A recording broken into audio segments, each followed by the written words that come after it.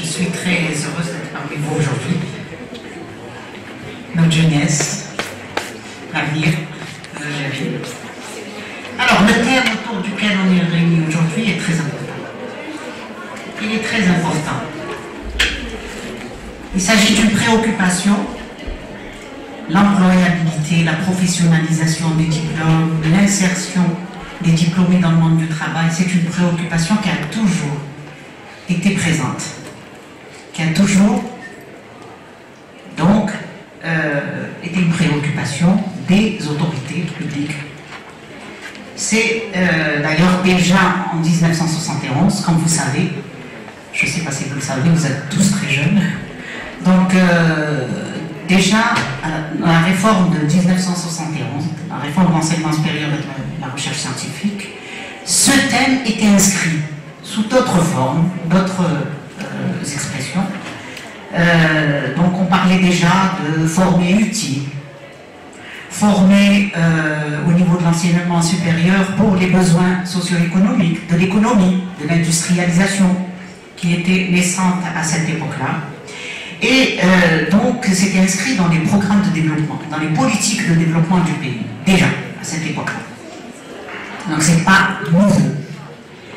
À ce moment-là, donc, il y a eu une orientation politique, une volonté politique d'aller, de développer des filières technologiques et scientifiques. Bon, d'aucuns vous diraient que ça s'est fait au détriment des sciences, des filières de sciences, des sciences humaines et des sciences sociales et humaines. Ça, c'est un autre débat.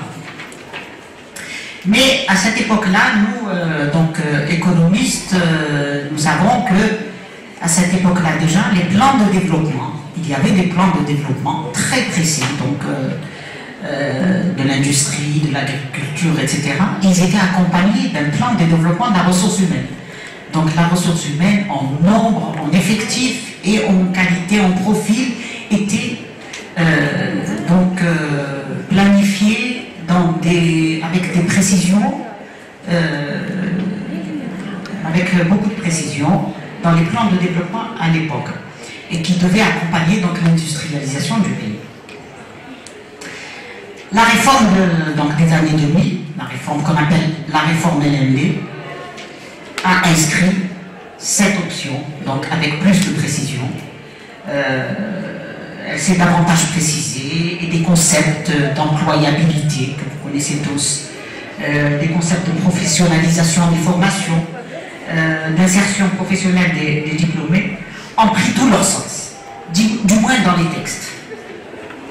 J'en conviens, nous en convenons tous, dans les textes c'était bien défini, mais enfin il faut quand même reconnaître que c'est des concepts qui ont été un petit peu galvaudés. Le contenu n'a pas été très bien précisé. Voilà, donc aujourd'hui on assiste également à une autre époque, une autre étape, où on parle aujourd'hui carrément donc d'entrepreneuriat, de start-up, de création de start-up à partir de diplômes universitaires, etc. Donc les choses ont évolué historiquement et ce débat, ça ne date pas d'aujourd'hui, quoi. Et chaque concept a derrière une histoire, chaque concept a derrière. Et nous sommes aujourd'hui, nous sommes universitaires, les concepts, il faut qu'on les définisse, il faut qu'on leur donne un contenu, et nous sommes, donc les panélistes sont là pour ça.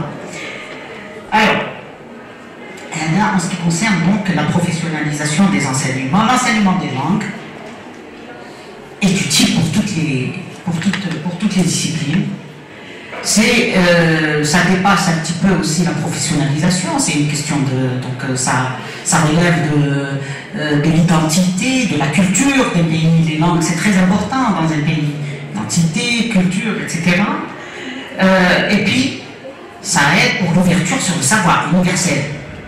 C'est par les langues qu'on va vers les autres, vers le savoir, vers les autres, vers l'universalité. Et c'est par les langues qu'on maîtrise les nouvelles connaissances, les nouvelles technologies. D'où aujourd'hui, donc, on sait que les technologies se développent actuellement sous une langue dominante, donc, qui est l'anglais, et d'où la tendance actuelle de dire donc qu'il faut enseigner l'anglais. Et ça ne veut pas dire que les autres langues doivent être également laissées de côté.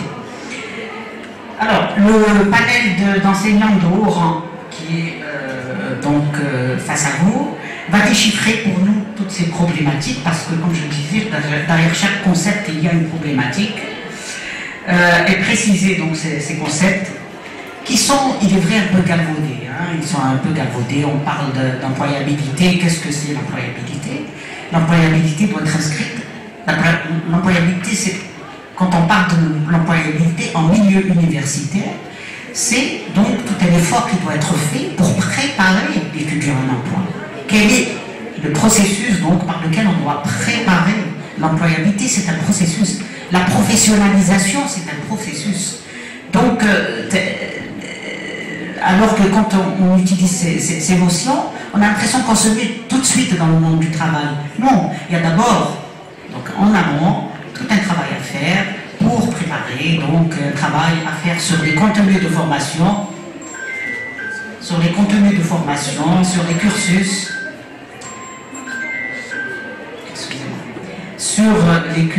les contenus de formation, sur donc l'accompagnement de l'étudiant pour préparer son projet professionnel, le tutorat, sur les stages en milieu professionnel, etc. Donc il y a un travail qui doit être fait à l'intérieur de l'université. Avant donc de considérer cette relation avec le monde du travail, évidemment, et cette ouverture de l'université sur le monde du travail. Alors, notre premier, je ne vais pas trop m'attarder parce que j'aurai à revenir certainement après chaque communication. Notre premier conférencier est le professeur Nadir Hawa, qui est un professeur des universités. Il a été membre de direction scientifique d'un laboratoire. Il a développé plusieurs programmes de post-graduation et de PGS, de post-graduation spécialisée. Donc il a notamment dans le domaine de l'économie, de l'environnement et de la gouvernance territoriale. Il a un profil très intéressant pour ce thème, qui va très bien avec ce thème. Et donc je lui donne sans tarder la parole pour qu'il présente sa communication. Ils nous reviendront après. Merci.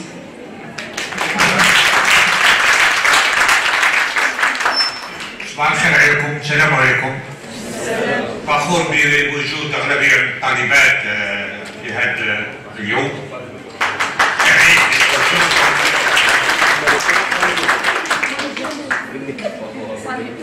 avec ce travail, je vais essayer de vous mettre directement dans le bain. Vous allez peut-être écouter un autre son de cloche, un autre type d'analyse qui axe beaucoup plus sur les formations à l'université, particulièrement en langue étrangère, et le système de l'économie, ce que j'appelle le système de l'économie, puisque l'économie n'est pas simplement l'acte de produire, de vendre, etc. C'est tout un système où plusieurs autres institutions interviennent, soit en amont, soit en aval. Donc, ce thème de l'insertion professionnelle des diplômés universitaires en langue qui m'a servi de guide pour ce travail. D'abord, estimer l'importance de l'insertion des diplômés universitaires en langue nécessite de la remettre dans son cadre, d'abord universitaire, et ensuite économique ou socio-économique. Ce travail est composé de trois parties.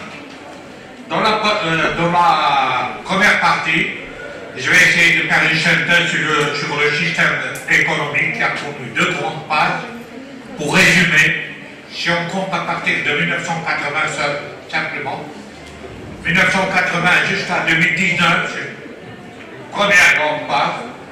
Et ensuite, à partir de 2020, nous voyons une nouvelle phase se construire et commencer à produire quelques résultats beaucoup plus positifs que cela a été dans la grande phase antérieure. Donc, dans cette première grande partie, je m'intéresserai à deux points essentiellement, la formation en langue d'une part et son impact sur le marché du travail d'autre part. Dans la deuxième grande partie, je m'intéresse au contexte universitaire, la problématique de l'insertion, comment elle se pose à l'université. Ensuite, je prends le cas de la formation en langue. Je vous suggère d'avoir un papier, un stylo devant vous, particulièrement les étudiants. Peut-être qu'il y aura des choses que je dirai sur ce point précis qui vous intéresseront dans vos études, en particulier citer certains noms de linguistes réputés dans le monde. Et pourquoi ils sont réputés? Pourquoi les spécialistes en langue sont réputés? Les linguistes et les autres spécialistes de l'étude des langues. En troisième et dernière partie, je m'intéresserai à la prospective de l'insertion, comment repenser l'insertion pour le futur à partir de ce qu'on a appris maintenant, à partir des deux parties, des deux périodes qu'on a vécues, que l'économie algérienne a vécues, que l'université algérienne a vécu. Comment voir l'avenir. Et là, je dirais deux, trois mots, peut-être que vous n'avez jamais entendu, sur le système du LMD. Je parle pour les étudiants, je ne parle pas pour les collègues, certainement au lieu des choses. Donc, il faut remettre la question, la problématique de l'insertion dans son cadre. Premièrement, l'université, ensuite le système économique avec ces deux phases, la grande phase de 1980-2019, la phase qui commence, qui a commencé déjà depuis quelques années, depuis 2020, et qui commence à avoir quelques petits résultats ou quelques résultats extrêmement intéressants. Il s'agit d'abord de relever que cette transformation est longue. La transformation de l'économie algérienne, si on la prend sur le long terme, depuis 1980 jusqu'à maintenant, c'est-à-dire à peu près un demi-siècle, transformation longue. Pour les étudiants, encore, c'est un petit détail pour les étudiants, je m'excuse à l'avance pour les organisateurs, peut-être avec ces ajouts, je vais dépasser un peu la demi-heure. Alors, pour les étudiants en particulier, comment on juge qu'une économie, qu'une transformation économique d'un pays est lente ou rapide ou moyenne? Nous avons trois critères. Le premier, le PIB. Le taux d'évolution du PIB année après année. Et là, vous trouvez dans les sites de l'ONS et des grandes institutions algériennes. Deuxièmement, le taux de chômage. Là également, vous trouvez sur le site de l'ONS. Le troisième élément, c'est le niveau de revenu, ou le partage de revenus. Le revenu a plusieurs aspects. On peut en prendre une moyenne, le revenu moyen des salariés tractants, comment il évolue.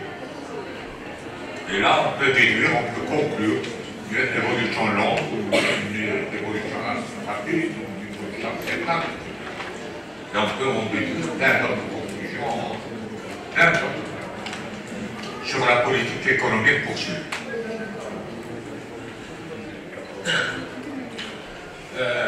Ce thème, qui est très précis, focalisé sur les diplômés en langue étrangère, apparaît comme un thème trop précis.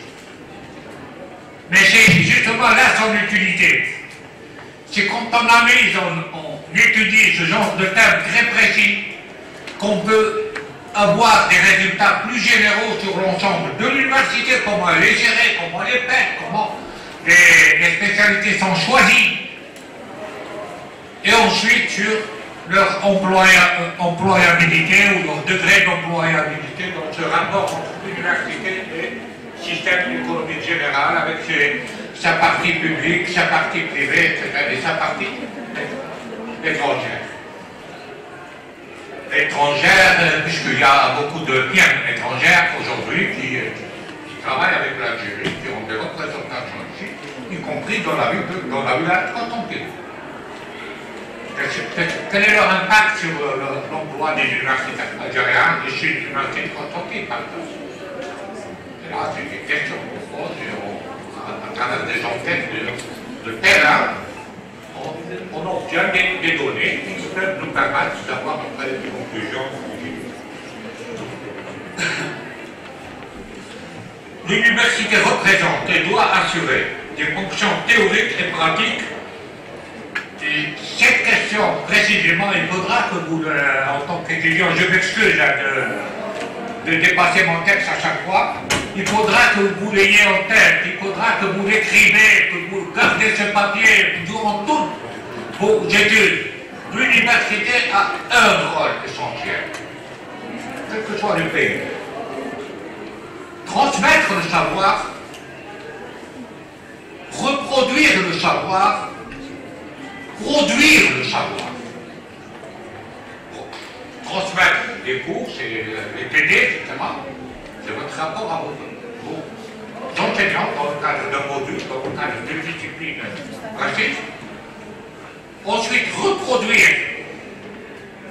C'est arriver à faire des analyses scientifiques sur un certain nombre, comme cela se fait partout dans le monde, qui pourront vous permettre, vous, d'atteindre le rang ou le rôle d'un scientifique. Vous êtes un scientifique, que ce soit vous êtes diplômé en lettres, ou vous êtes diplômé dans n'importe quelle autre discipline assurée à l'université. Le scientifique se caractérise par la neutralité par rapport à la réalité. Il étudie d'abord la réalité. Il ne se fait pas des idées préconçues. Je vais dire ça en parenthèse. Mais je me souhaite scientifique. On peut étudier à nos étudiants la langue de Moustagman. Non, ça c'est pas scientifique. C'est une langue la langue française est une langue de transmission comme l'anglais, etc. Simplement, elle n'est pas la première dans le monde. L'anglais est premier depuis très longtemps. Et puis, il y a d'autres langues qui sont très importantes, le français, si on prend en compte l'ensemble des populations qui utilisent, comme l'espagnol, par exemple. Puisque l'Amérique latine parle comme l'espagnol, comme le portugais, partie de l'Amérique latine parle comme le portugais, etc. Donc, cette focalisation sur ce thème permet d'ouvrir le débat sur toute l'université et sur ce qui se fait à l'université, particulièrement par rapport à son rôle essentiel qui est la transmission, la diffusion ou la reproduction et la production du savoir. Ce savoir a une première fonction, c'est celui de permettre l'évolution économique et sociale du pays. Et il a une autre fonction parallèle aussi importante, c'est de développer la science dans le pays. D'accaparer le savoir, que ce savoir-là ne reste pas uniquement occidental. Que nous aussi, nous sommes capables d'avoir des scientifiques, d'avoir des prix Nobel, d'avoir des chercheurs, d'avoir des Algériens vivant en Algérie, travaillant en Algérie et mourant en Algérie, qui auront leur petite contribution dans le savoir universel de manière générale. Ce qui nous permettra d'être bien, d'être nous-mêmes, les jeunes Algériens.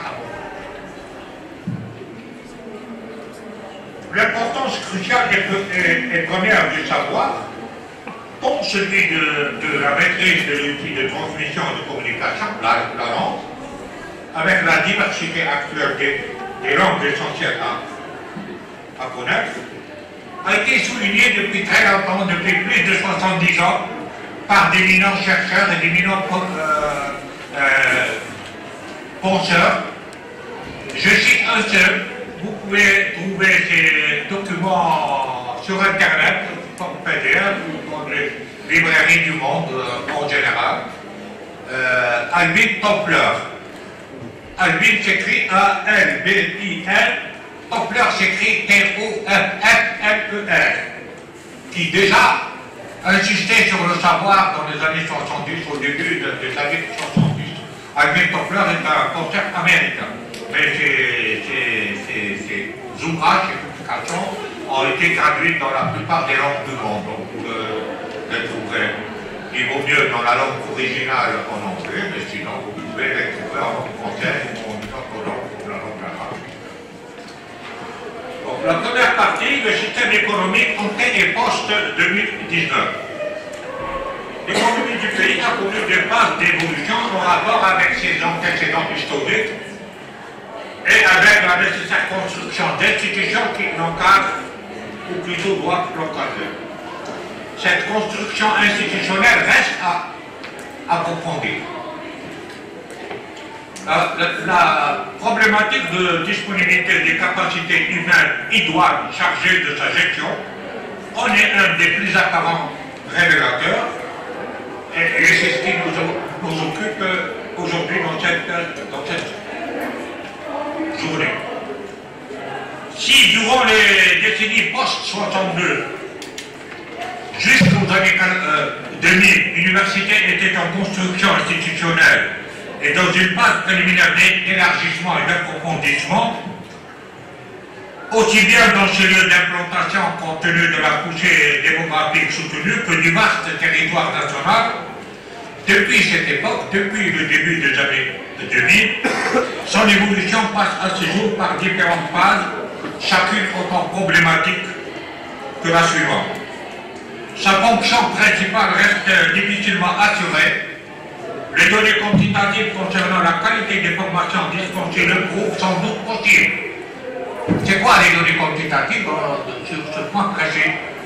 Si on considère le nombre de sortants diplômés, que ce soit en langue étrangère ou en général dans une université, une en particulier, et le taux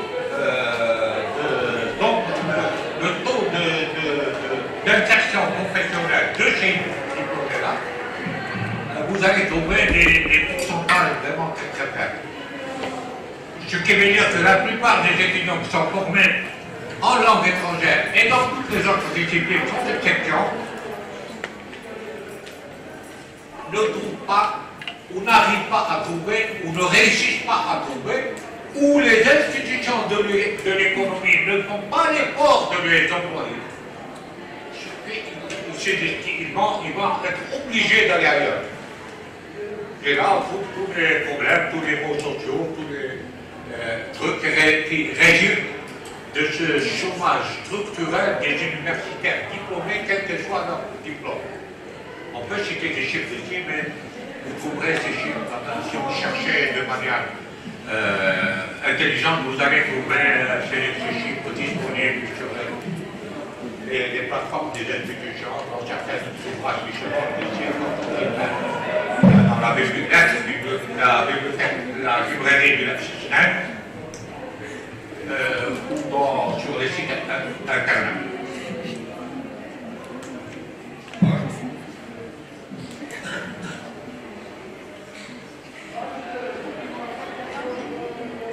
Cette problématique vécue de manière angoissante depuis la première décennie 2000 se complexifie maintenant encore plus.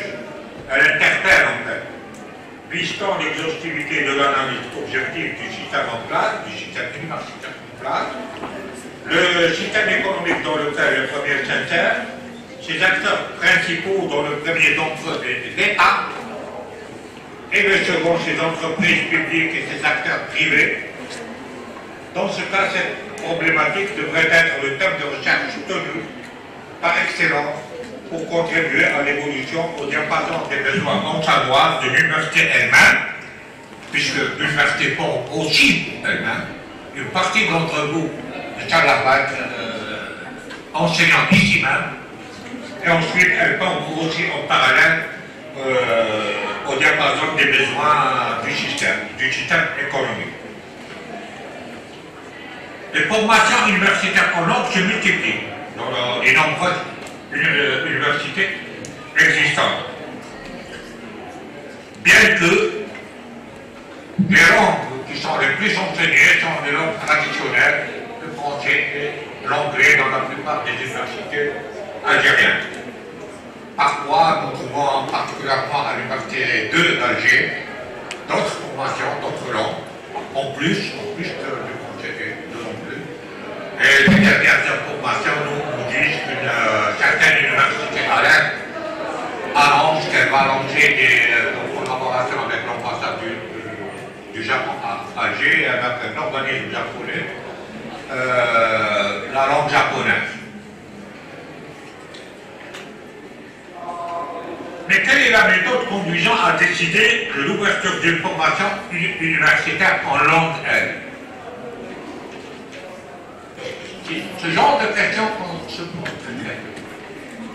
Comment on décide d'ouvrir une langue, d'ouvrir la formation en une langue? De la réponse à cette question centrale découle la réalité de l'insertion. Est-ce qu'on a décidé de manière rationnelle et en collectif? Et est-ce qu'en tant que collectif enseignant spécialiste, nous avons l'autonomie de décider de réfléchir? Ou bien c'est une autre réalité? Si c'est une autre réalité, nécessairement l'impact sur l'insertion sera très important. Les compétences universitaires en langue et les spécialistes qui en émergent sont considérés parmi les foncières les plus importants dans le monde. Et là, je vous demande, je vous prie de bien vouloir noter. Cherchez cet auteur. Il se vend dans les librairies en langue anglaise, sa langue d'origine et sa traduction française. Et malheureusement, j'ai essayé de demander un peu partout dans plusieurs universités si ces ouvrages existent dans les bibliothèques universitaires. Très peu de collègues m'ont répondu par l'affirmative. La majorité ne le connaissent même pas. Ce que, de mon point de vue, moi, est un scandale. C'est le professeur toujours vivant, Noam Chomsky. Noam Chomsky est un linguiste comme vous. Et il est considéré comme le penseur vivant le plus lu à travers le monde. Pourquoi? Parce qu'à travers l'analyse du discours. La langue, c'est essentiellement l'analyse du discours. Par l'analyse du discours et de ses sous-entendus, on peut avoir une idée sur les politiques menées. On peut avoir une idée sur l'évolution du système économique d'un pays donné.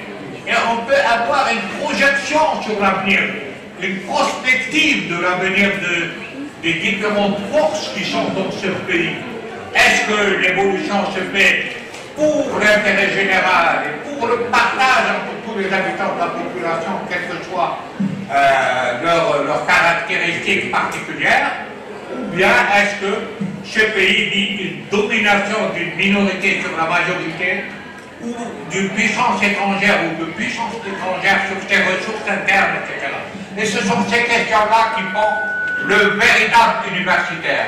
Celui qui arrive à comprendre par son savoir la réalité et la diffuser dans la société pour conseiller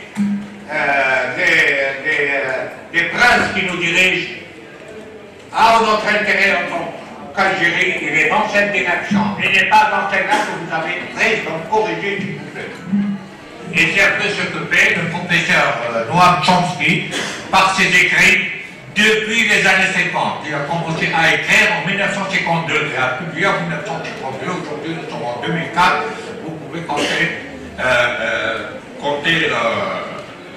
Et c'est malgré son âge aujourd'hui très avancé, il a pratiquement 100 ans, 97 ans, 98 ans. J'étais extrêmement étonné personnellement. Moi, qui ne connais ni Dev ni Dada, vous savez, je lui envoie un mail, il me répond, et franchement, j'allais pleurer. Je vous jure que j'allais pleurer. Je ne sais pas, كما نقولوا في الدرجة تاعنا عالم طامة كما هذا دي يجاوبني أنا عبد ضعيف جدا وجميعي ضعيف جدا. هذا شخص ولا كيفاه؟ Je me posais à moi-même des questions. Donc, allez chercher des ouvrages. C'est la meilleure chose que vous ferez dans votre vie en tant qu'étudiant, en tant qu'universitaire. L'université, ses acteurs, les institutions en sont-ils conscients? Les institutions qui permettent et qui acceptent l'ouverture ou la fermeture de formation en langue comme ça, au hasard, qui n'ont jamais accordé d'importance aux formations en langue étrangère, qui permettent l'intrusion de l'idéologie dans la formation en langue, puisque maintenant on écoute un peu partout, voilà, l'arabe ou l'oral arabe, oui, l'arabe, ou pas très l'oral arabe, oui. Mais dans la science, il faudra que je connaisse l'anglais, il faudra que je connaisse le français, il faudra que je connaisse le russe, etc. Selon ma spécialité, selon ma vision d'avenir, selon l'endroit où je vais travailler. Le fait de connaître la langue française n'est pas un crime en soi. D'ailleurs, nos plus grands auteurs sont des francophones, non pas des arabophones. Au moins un nombre. Et je poursuis très bien, etc. Et les années 50, d'autres. On peut citer énormément de noms. Donc, la seconde question, est-ce sur la base d'études prospectives, focalisées sur les besoins futurs de telle ou telle institution, que sont ouvertes ou sont permises des formations universitaires en langue L?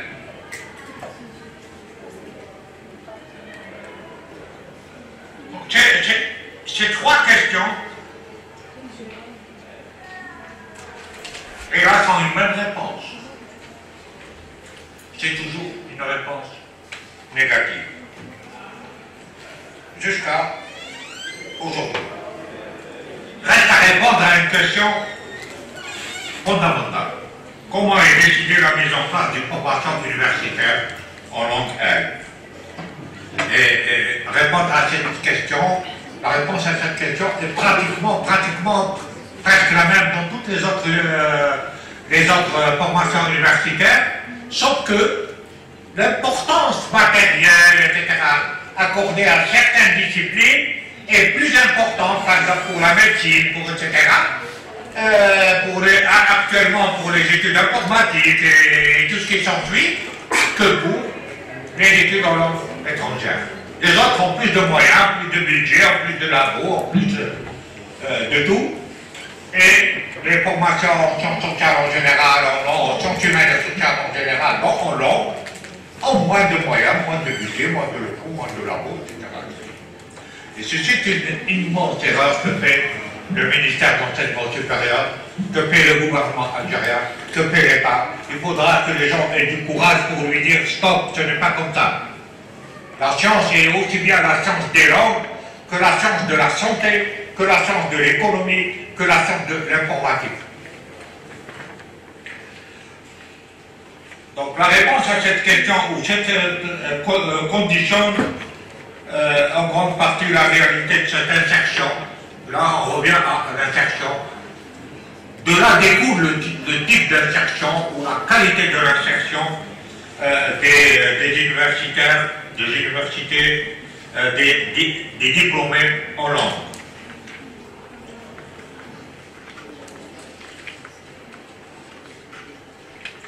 Je crois que j'ai fait peut-être juste à la limite du temps. Je ne sais pas si j'aurai encore 5 minutes ou 10 minutes pour continuer parce que le papier est très important et je ne pense pas pouvoir le présenter complètement. 10 minutes, bon. Le deuxième point ici, c'est la formation universitaire elle-même en langue.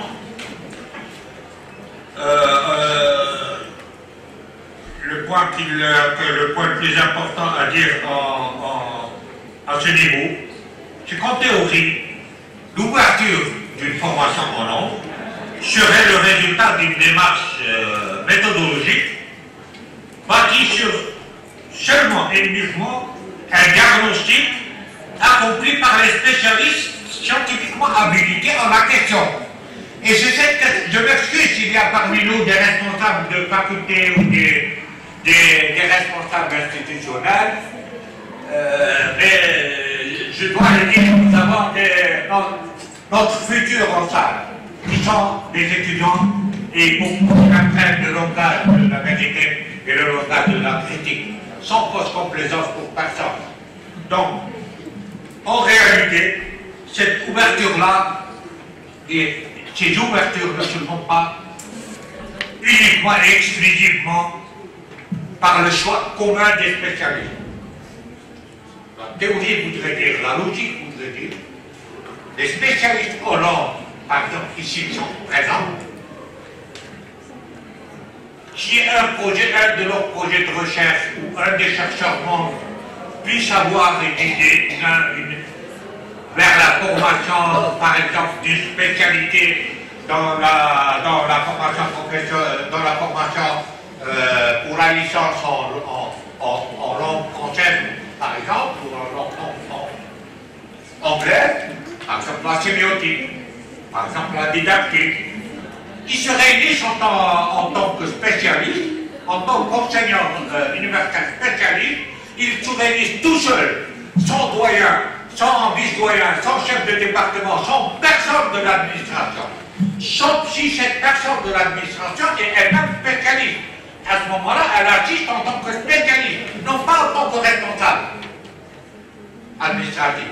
Ils se réunissent, ils étudient le projet, ils se donnent du temps. Une fois leur projet finalisé, une fois qu'il y a un intérêt scientifique à ouvrir cette spécialité, ils décident, ils présentent à leur responsable, à leur doyen, leur recteur au ministère, leur projet finalisé avec les moyens nécessaires. Et l'administration ne doit que répondre à cela, mais pas s'ingérer dans cela. Et c'est cette même question fondamentale que nous n'arrivons pas jusqu'à aujourd'hui à accepter nous-mêmes, ensuite à appliquer.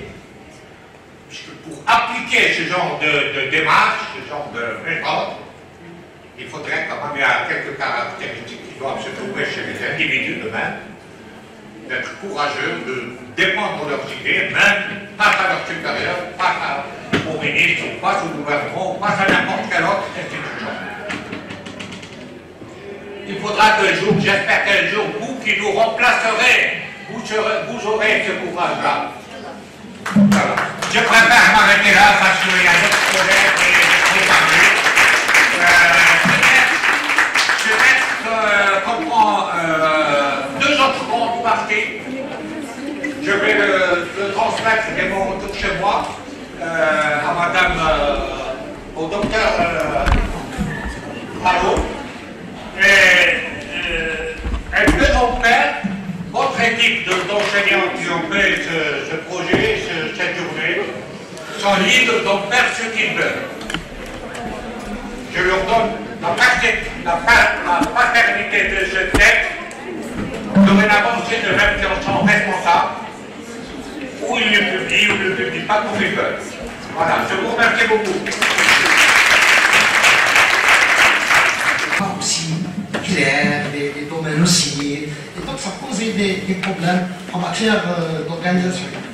Et puis ils ont arrêté, ils ont arrêté ça, sauf, je parle l'ENA et les ENS. Les ENS continuaient justement à affecter, l'ENA aussi, je crois que l'ENA jusqu'à maintenant, ils continuent à affecter, etc. Donc, bon, il y a cette histoire, ils auraient pu, par exemple, faire comme il y a d'autres filières qui ont trouvé un autre moyen. C'est le numerus clausus, comme en médecine, dans certains pays, etc.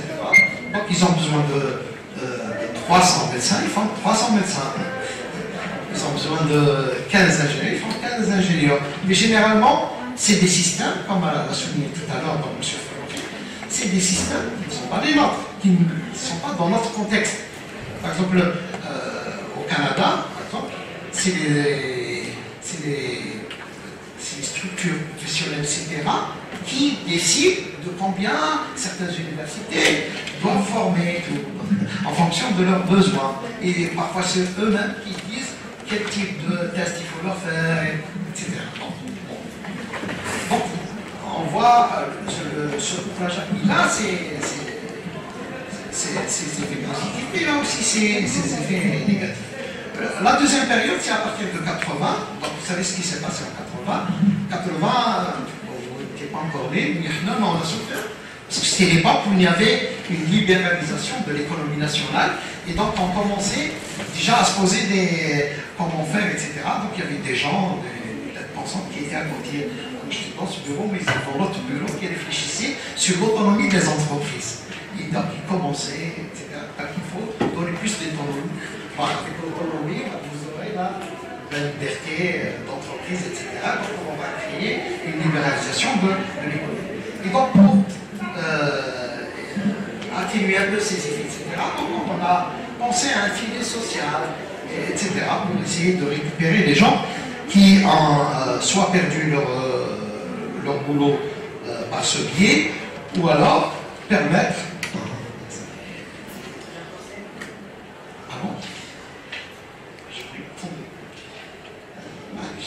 Donc je vais essayer d'être un peu plus rapide. Voilà.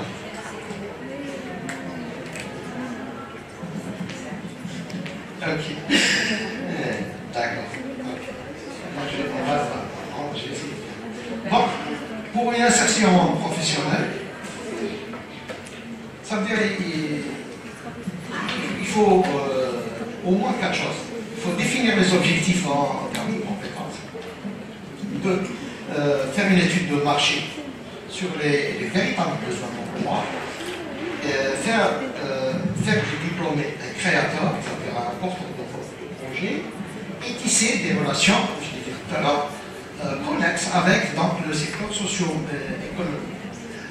Le problème avec l'université algérienne, donc, on a, dans le cadre du LLD, on a essayé de créer ce qu'on a appelé les bleus.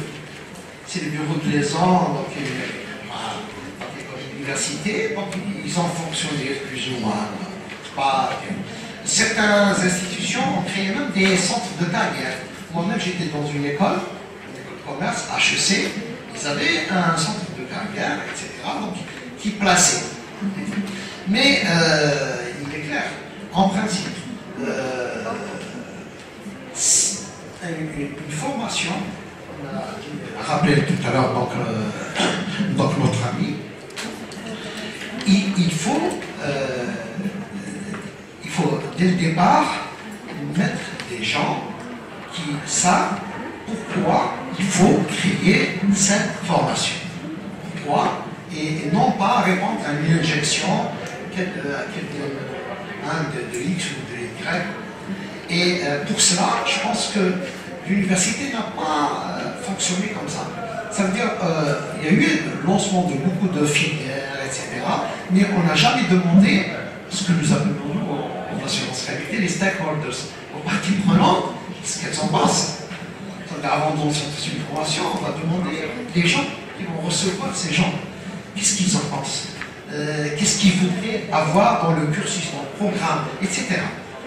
Et généralement, ça, on ne le fait pas. Ça veut dire qu'on travaille sur un truc comme ça, fantomatique, en disant bon, l'entreprise, alors on se retrouve avec des, effectivement, pas seulement en langue étrangère, mais dans d'autres filières. Par exemple, quand vous avez quelqu'un qui a fait un master en comptabilité, mais aucune institution ne veut de lui. Pourquoi? Parce qu'il ne maîtrise pas la comptabilité avec un master.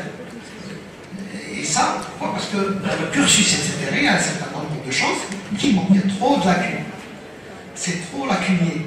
Et donc, même avec une formation complémentaire, vous ne pouvez pas récupérer ça.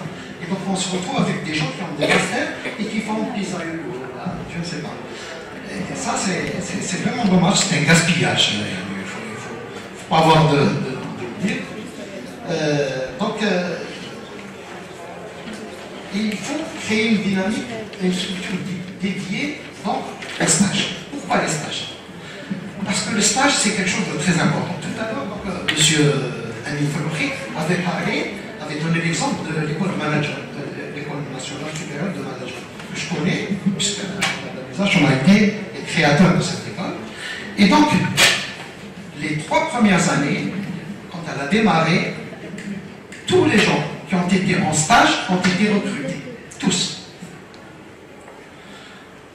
Parmi des autres, beaucoup sont actuellement maintenant un peu partout dans le monde, avec des postes très importants. Nous avons des étudiants et des étudiants qui sont en Allemagne, aux États-Unis, au Canada, en France, un peu partout dans le monde, aux Émirats arabes, des postes de directeur de la qualité, etc. Donc, les stages, si vous voulez, c'est un lieu où l'on se rend compte des compétences de l'étudiant. On voit que celui-là, au bout de quelques années, il peut faire énormément de choses. Donc, il ne le lâche pas. Et donc, il joue un peu... le stage, si vous voulez, c'est un tremplin pour le diplômé, pour essayer justement de décrocher, si vous voulez, un poste de travail et donc d'assurer son insertion. Alors, comme il ne reste pas beaucoup de temps, donc je vais passer directement, je ne sais pas, aux propositions, parce que sinon on ne va pas... Alors, peut-être je vais dire un mot sur les obstacles à l'insertion.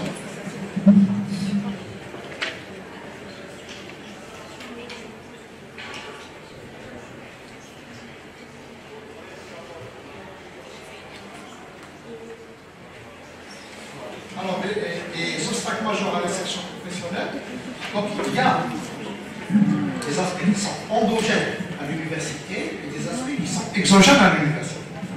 Donc, au niveau des aspects, si vous voulez, exogènes, c'est-à-dire au niveau du contexte économique et social, il y a l'informel.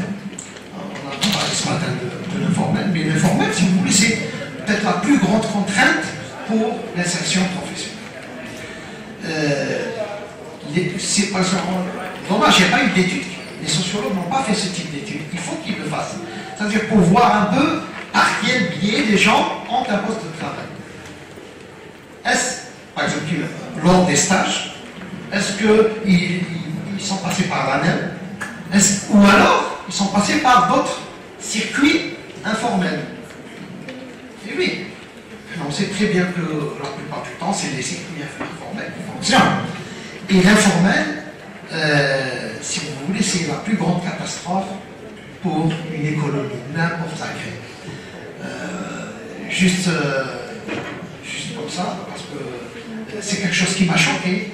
Je me souviens, il y a une dizaine d'années, à Beyrouth, madame était présente, et donc il y avait un directeur de la Banque mondiale, un Africain, qui était là-bas, donc j'avais fait une conférence, une intervention, et donc je stigmatisais l'informel. À la fin, il me dit, Monsieur Bakouche, l'informel c'est l'avenir de l'Afrique. Je lui dis, non monsieur, je ne vois pas en quoi l'informel peut être un porteur d'avenir. Pourquoi? Parce que dans l'informel, il n'y a rien de bon. Citez-moi une chose de bonne dans l'informel. L'informel, c'est l'évasion fiscale, c'est le manque de sécurité sociale, c'est la précarité, c'est la violence, c'est la délinquance. Tout ça, c'est dans l'informel. Donc, si vous voulez vraiment régler le problème du chômage, parce que bon, c'est le problème de tous les gouvernants. Les gouvernants regardent très bien le taux de chômage. Si vous voulez régler le problème de chômage, il faut peut-être essayer de réglementer un peu ce secteur, d'aider les gens, etc., à se mettre, justement, je ne sais pas, vous leur dites que vous êtes dispensé de fiscalité, d'un certain nombre de choses, vous êtes pour faire avoir un baraquement, etc. Et on va réglementer ça. Ça veut dire qu'il faut que les gens qui travaillent soient précaires, ils ont une sécurité sociale, etc. Mais dire que que l'informel va régler le problème du chômage en Afrique, ça, pour moi, c'est un non-sens. Voilà, donc il y a l'informel. L'informel, franchement, c'est un véritable obstacle. Et puis, il y a l'absence d'un marché de travail. Il n'y a pas de marché de travail en Algérie. Dans les pays où il y a un marché de travail, il y a des offreurs et des demandeurs, et se rencontrent. En Algérie, nous avons quelques structures qui essaient qui malhanent, mais elle n'a aucun impact. Aucun impact. Il y a Emploi qui est sur Internet, mais ils n'ont pas véritablement d'impact. Donc on n'a pas des gens qui peuvent placer comme ça des sortants au niveau des emplois. Ça, on n'a pas un marché de travail. Donc il faut peut-être que les tenants de l'économie nationale réfléchissent sur la manière de mettre en place un marché d'emploi de travail. Voilà.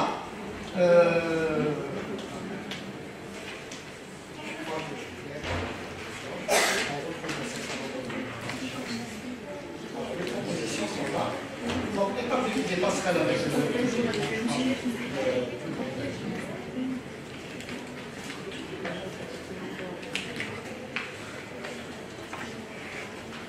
l'accompagnement à la création d'entreprises, ça on a diversifier la nomenclature des métiers, se préparer aux futurs métiers et au niveau interne, renforcer le cursus des langues par des modules en management, marketing, communication informatique, etc. Ça veut dire renforcer les stages et les visites sur le terrain. Parce que il y a des gens qui n'ont jamais vu une usine, ils n'ont jamais vu comment fonctionne un atelier, etc.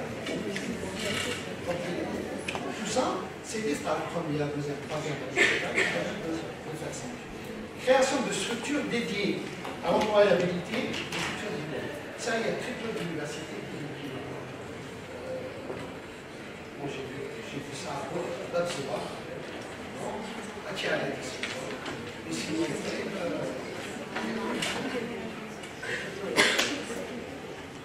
créer des centres de carrière et un observatoire de l'insertion des ça aussi, c'est en conclusion,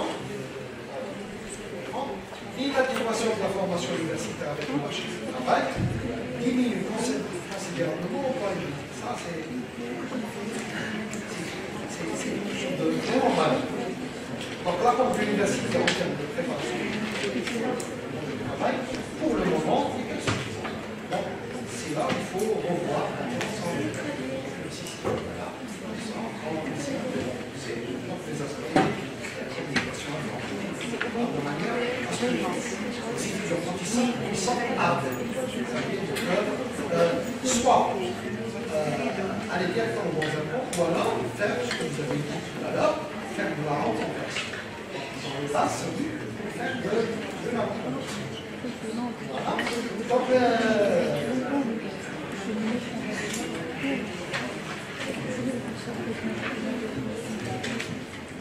la réforme du LMD qui tablait sur l'employabilité, n'arrive pas